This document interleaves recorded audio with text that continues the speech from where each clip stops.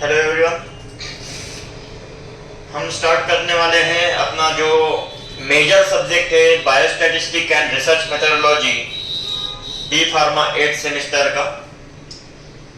देखिए, आपको सबको लगता होगा कि बायोस्टैट एंड रिसर्च मेथोडोलॉजी एक जो न्यू सब्जेक्ट पीसीआई ने ऐड किया वो जो सब्जेक्ट है जो सबको हार्ड लगता है, अपने जो सीनियर्स है वो बताते हैं कि हाँ, बायोस्टैट एंड रिसर्च मेथोडोलॉजी इस सब्जेक्ट के ऊपर आपको मैक्सिमम न्यूमेरिकल्स पूछे जा सकते हैं। तो आप जिस लेवल की उसकी हार्ड थिंकिंग कर रखे हो तो ऐसा कुछ नहीं है। आप सिर्फ 10 मिनट में अपनी जो वीडियो है उस वीडियो को कॉन्सेंट्रेट के साथ में देखोगे तो आप इजीली अपना जो पेपर है, यूनिवर्सिटी एग्जाम है, अब यूनिवर्सिटी एग्जाम 15 मई से अपनी स्टार्ट होने वाली है और 15 मई को फर्स्ट पेपर है अपना बायोस्टैटिस्टिक एंड रिसर्च मेथोडोलॉजी। मैं जान सकता हूँ कि हाँ, अपने कॉलेजेस में आपको बायोस्टैट एंड रिसर्च मेथोडोलॉजी ये सब्जेक्ट कितने लेवल से, कितने डीप लेवल से पढ़ाया जा गया होगा।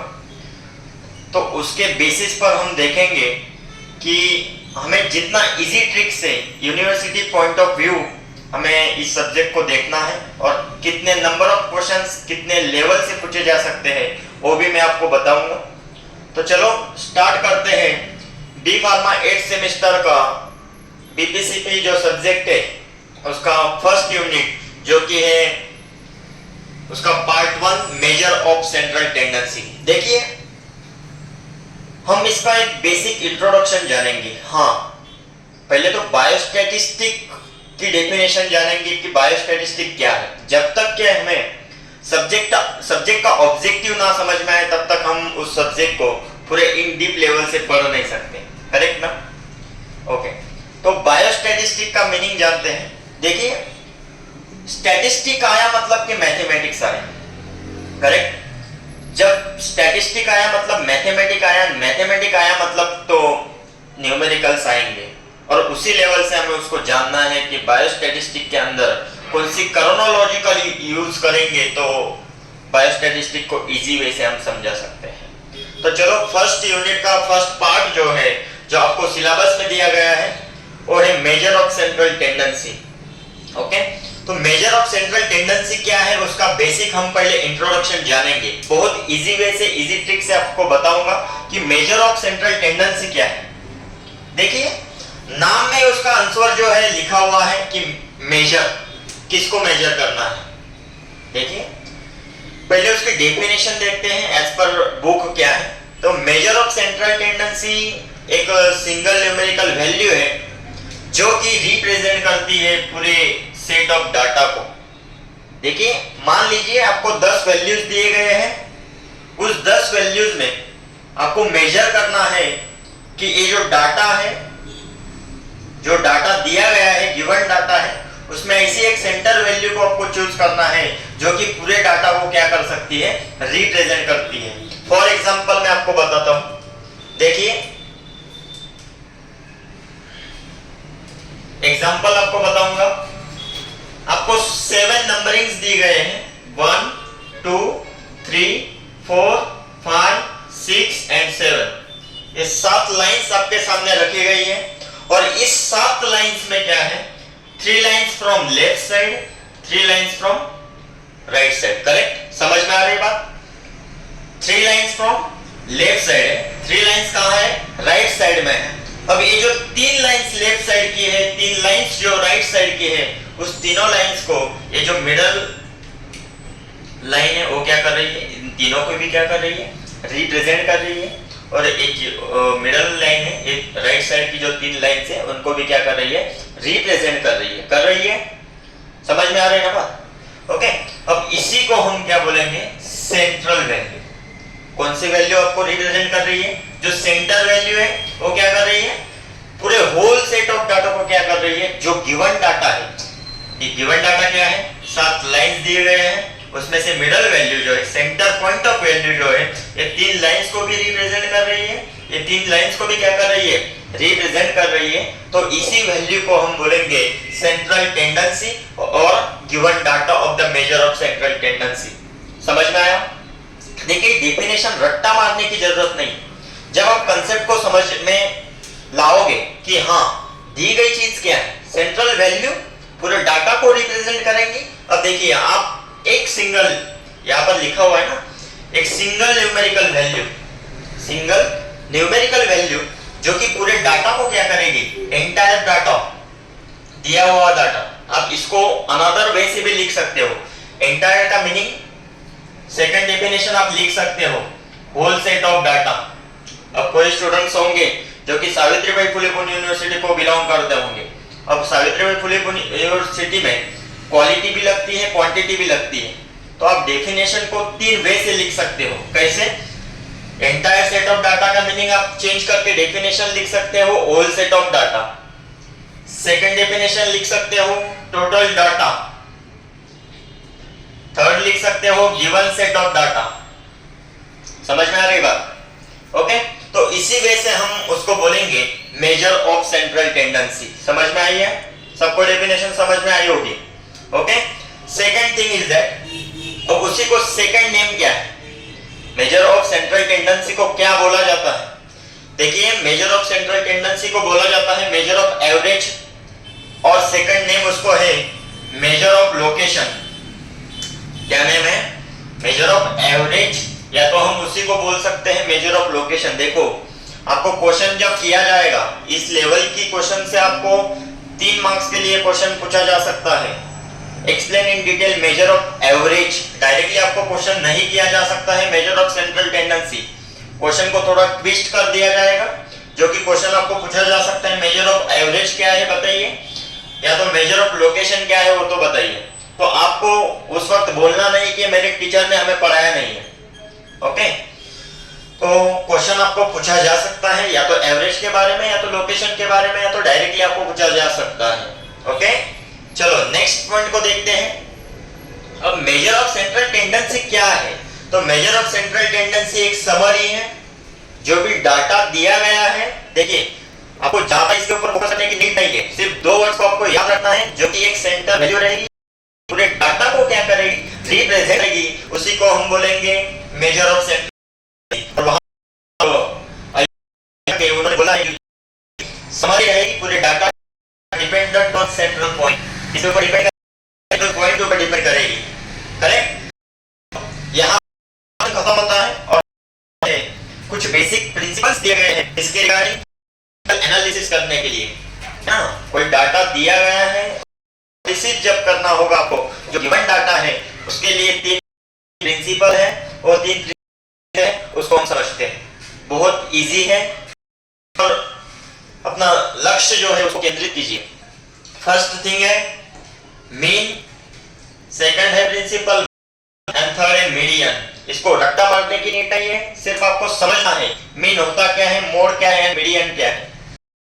तो चलो हम ये तीनों को इन डिटेल हमें देखना ही है, लेकिन उससे पहले जो हमको पॉइंट दिया था मेजर ऑफ सेंट्रल, देखिए क्वेश्चन आपको डायरेक्टली पूछा गया measure of central tendency, that's well and good. Okay, second thing आपको डायरेक्टली पूछा गया ऑब्जेक्टिव्स क्या है ना, डेफिनेशन ना पूछते हुए उन्होंने ऑब्जेक्टिव्स पूछे, लेकिन इसलिए देखो इसीलिए मैंने एक पॉइंट कवर किया था, मेजर ऑफ एवरेज भी बोला जाता है, लोकेशन भी बोला जाता है, और उन्होंने तो नहीं किया है, लेकिन आपको ऑब्जेक्टिव्स पूछ सकते हैं किसके, लोकेशन या तो सेंट्रल टेंडेंसी को लेके।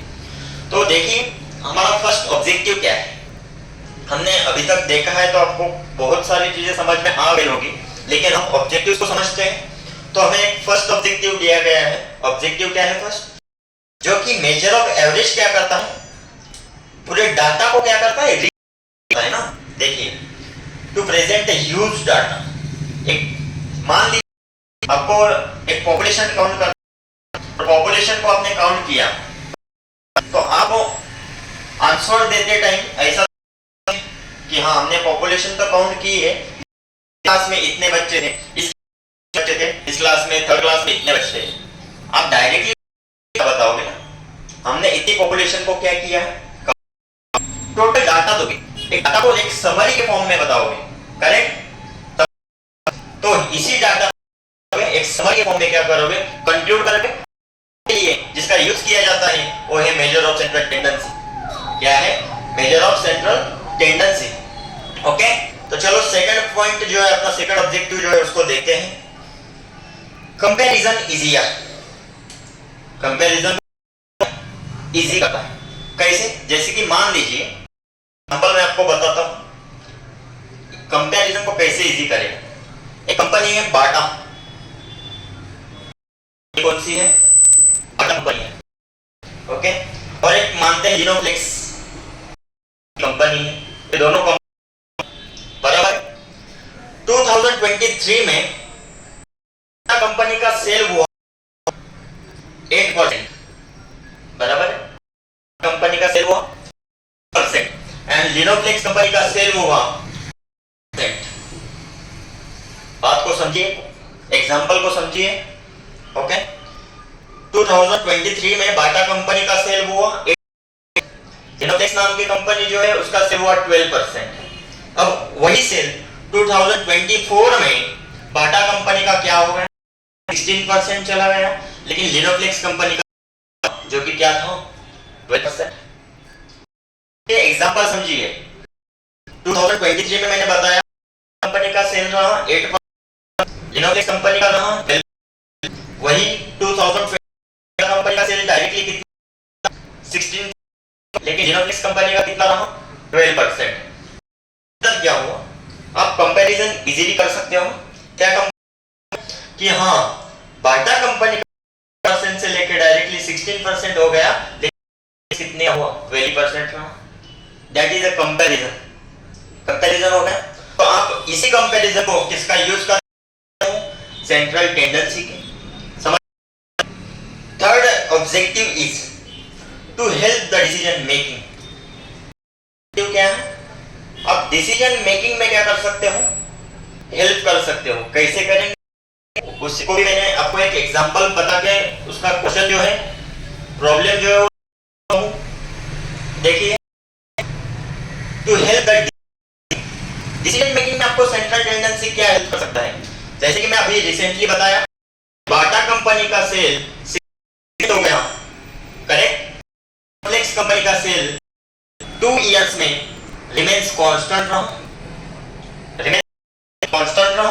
अब इसमें डिसीजन मेकिंग करने के लिए क्या हो सकता है, कंपैरिजन समझ में आ गया कंपनी को कि हमारे कुछ ना कुछ तो गड़बड़ है, भैया कुछ तो गड़बड़ है, करेक्ट। ओके, चलो कौन सा यहां पर है, लिनोफ्लेक्स कंपनी सोचेगी हाँ हमारे कुछ क्वालिटी में क्या है, इंप्रूवाइजेशन करना पड़ेगा, करेक्ट। क्योंकि सारा कांस्टेंट रहा और बाटा क्या हो गया, ये बढ़ गया। तो क्या रीजन क्या है, उसके पीछे रीजन क्या है? तो फिर तो क्वालिटी रीजन हो सकता है, बराबर है। मार्केटिंग स्ट्रेटेजी सही नहीं हो सकती है, बराबर है। तो बेसिक लिनोफ्लेक्स कंपनी थिंक कर सकती है और उनके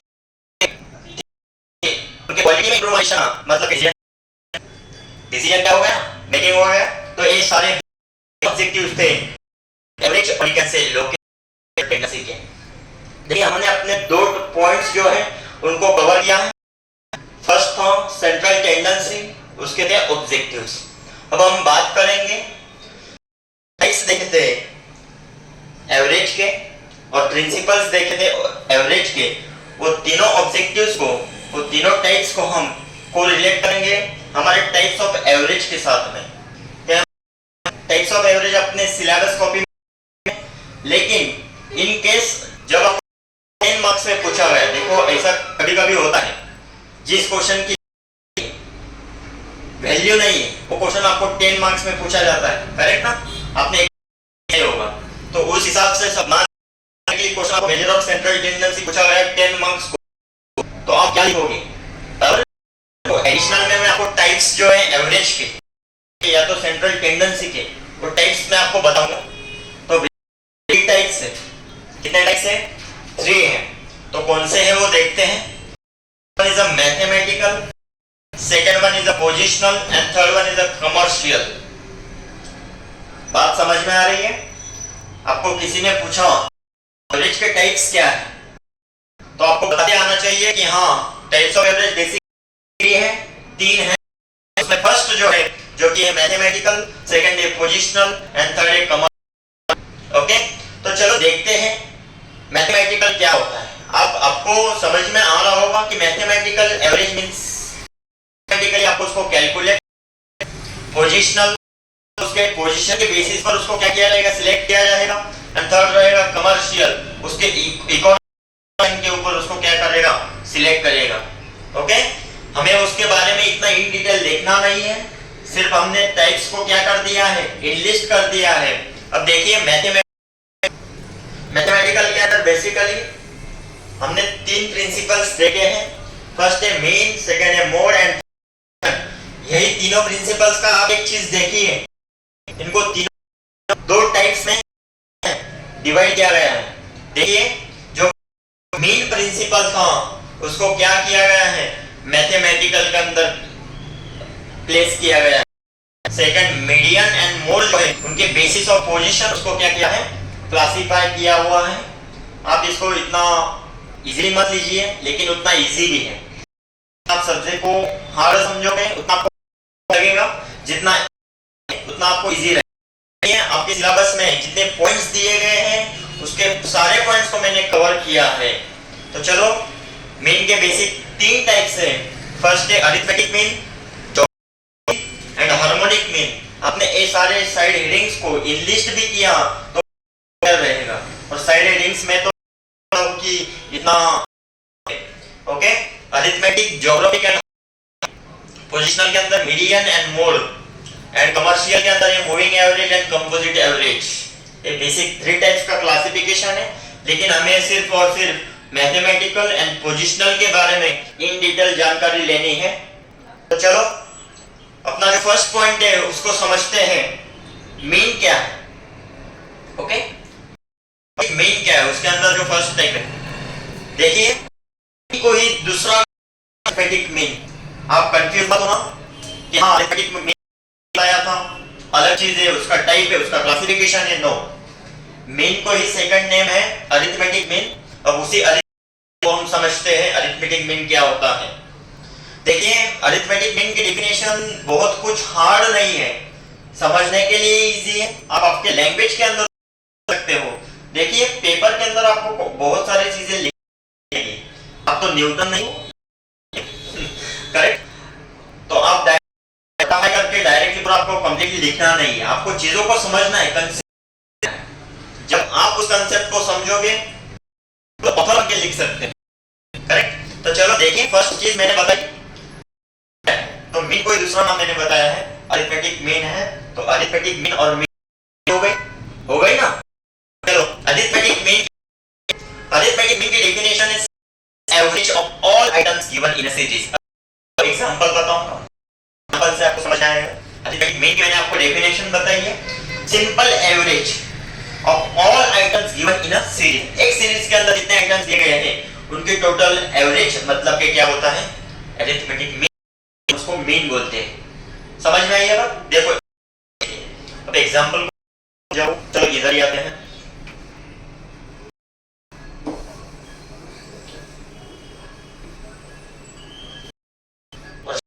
मत कीजिए, देखिए एग्जांपल मैं बता रहा हूं, सीरीज में 2 4 8 12। अब इसके अंदर आप क्या करो, आपको 5 डाटा की सीरीज दी है, इसको आपको क्या करना है मालूम है, सिंपली वो पांचों की एडिशन कर लो। 20 नंबर्स दिए गए होंगे तो आप मीन को इजीली कैलकुलेट कर सकते हो। 2 + 4 + 8 + 12 + 16 क्या हो गया, टोटल एडिशन आई, वो आपको रहेगा, तो हम उसको बोलेंगे मीन बोल सकते हैं। समझ में आई बात कि एडिशन, और जो आपको रिजल्ट मिलेगा उसको हम क्या बोलेंगे, सिंपली अरिथमेटिक मीन। अब डेफिनेशन है बाय, उसको समझते हैं। अरिथमेटिक मीन या तो मीन एक ऐसा नंबर रहेगा जो कि एडिशन होगी किसकी, सारे आइटम्स जो भी डाटा दिया गया है उसकी, और जितने नंबर्स है उससे क्या कर लीजिए, डिवाइड कर लीजिए। देखो अभी मैंने स्टार्टिंग में बताया था सबकी एडिशन, तो मीन बोलेंगे, सॉरी उसको एवरेज बोलेंगे, की एडिशन कर डिवाइड करेंगे, जितने नंबर ऑफ आइटम्स हैं, कितने हैं 1 2 3 4 एंड 5 आइटम्स हो, उसको क्या करेंगे और डिवाइड करने के बाद में मिलेगा, उसको हम बोलेंगे अरिथमेटिक मीन। उसको क्या बोलेंगे? Arithmetic mean. उसका एक बेसिक फॉर्मूला है, उस रट्टाफाई कर लीजिए, ये बहुत इजी है। अभी तक मैंने आपको बताया मत मारिए, रट्टाफिकेशन मत कीजिए। तो कंसेप्चुअल है, दो चीज आप समझ लोगे तो कर सकते हो, को कैलकुलेट कर सकते हो। देखिए एवरेज फॉर्मूला है, जितने ऑब्जर्वेशन है, जितने दिए गए हैं उसकी और टोटल नंबर ऑफ ऑब्जर्वेशन कितने हैं, डिवाइड का क्या कैलकुलेट होगा, अरिथमेटिक मीन कैलकुलेट हो जाएगा। मेजर ऑफ सेंट्रल टेंडेंसी का इंट्रोडक्शन, बेसिक प्रिंसिपल्स में से फर्स्ट जो अरिथमेटिक मीन फॉर्मूला और उसका इंट्रोडक्शन। आई होप सबको सारी चीजें आई होगी, हमने आज देखी है। आपको कुछ तो आप उसी को क्या कर सकते हो, कैलकुलेट कर सकते हो।